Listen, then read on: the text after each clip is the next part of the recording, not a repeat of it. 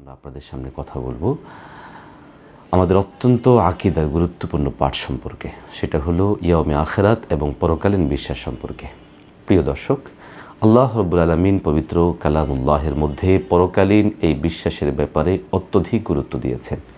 আল্লাহ সুবহানাহু ওয়া তাআলা কালামুল্লাহের সূরা বাকারার শুরুতেই মুমিনদের যে সমস্ত সিফাত, গুণ এবং মুত্তাকিনদের যে সমস্ত গুণাগুণের কথা উল্লেখ করেছেন, তার মধ্যে উল্লেখযোগ্য হলো ওয়াবিল আখিরাতি হুম ইউকিনুন, যে তারা আখিরাতের উপরে বিশ্বাস স্থাপন করবে। পবিত্র কালামুল্লাহের বিভিন্ন জায়গায় আল্লাহ সুবহানাহু ওয়া তাআলা এ বিষয়ে গুরুত্ব আরোপ করেছেন।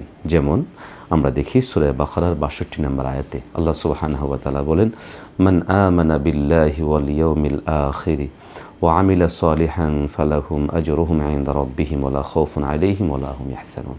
আল্লাহ সুবহানাহু ওয়া তাআলা পরিষ্কার বলছেন, যারা ঈমান এনেছে আল্লাহ ও আখিরাতের দিনের প্রতি এবং বিশ্বাস স্থাপন করেছে আখিরাতের প্রতি এবং নেক কাজ করে, তাদের জন্য রয়েছে তাদের রবের নিকট তাদের জন্য প্রতিদান, আর তাদের কোনো ভয় নেই এবং তারা দুঃখিত হবে না।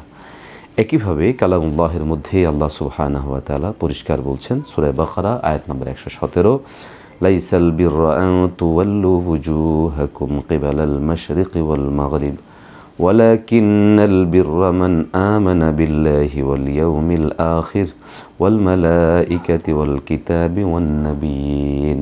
আল্লাহ সুবহানাহু ওয়া তাআলা এই আয়াতে কারিমার মধ্যে আমাদেরকে ঈমানের কয়েকটা বিষয়ে স্পষ্ট করে জানান দিচ্ছেন। আল্লাহ তাআলা বলেন, তোমরা তোমাদের চেহারা পূর্ব পশ্চিম দিকে ফিরাবে, এর মধ্যে কোনো পুণ্য নেই। অর্থাৎ শুধু চেহারা পশ্চিম দিকে করা, শুধু চেহারা পূর্ব দিকে করা, এর মধ্যে পুণ্য নেই। চেহারাকে কিবলার দিকে করার মধ্যে অবশ্যই এই ব্যাপারে নির্দেশনা রয়েছে, সেটা আমরা আলাদা আলোচনা করব। অর্থাৎ শুধু এটাতেই সীমাবদ্ধ থাকা এবং এটাতেই আমার জন্য কল্যাণের বিষয় মনে করার সুযোগ নেই, বরং সাথে আরও কিছু বিষয় সেখানে সংযুক্ত করা জরুরি। এর মধ্যে উল্লেখযোগ্য হচ্ছে আল্লাহ পাক বলেন ওয়াল ইয়াউমিল আখির, এবং আখিরাতের উপরেও বিশ্বাস স্থাপন করতে হবে।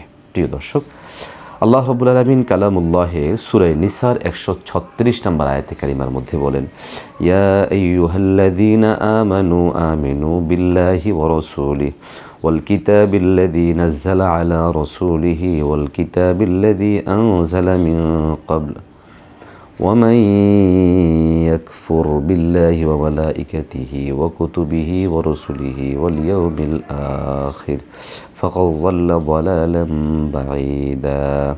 আল্লাহ সুবহানাহু ওয়া তাআলা কালামুল্লাহের সূরা নিসার মধ্যেও মুমিনদেরকে লক্ষ্য করে বলেন যে তোমরা ঈমান আনো আল্লাহর উপর, রাসূলের উপর এবং ওই কিতাবের উপর যা তার রাসূলের উপরে অবতীর্ণ করা হয়েছে এবং পূর্বের নবীদের উপরে প্রেরণ করা হয়েছে। এরপরে আল্লাহ পাক বলেন, ওয়া ইয়াকফুর বিল্লাহি ওয়া মালাইকাতিহি ওয়া কুতুবিহি ওয়া রাসূলিহি ওয়াল ইয়াউমিল আখির।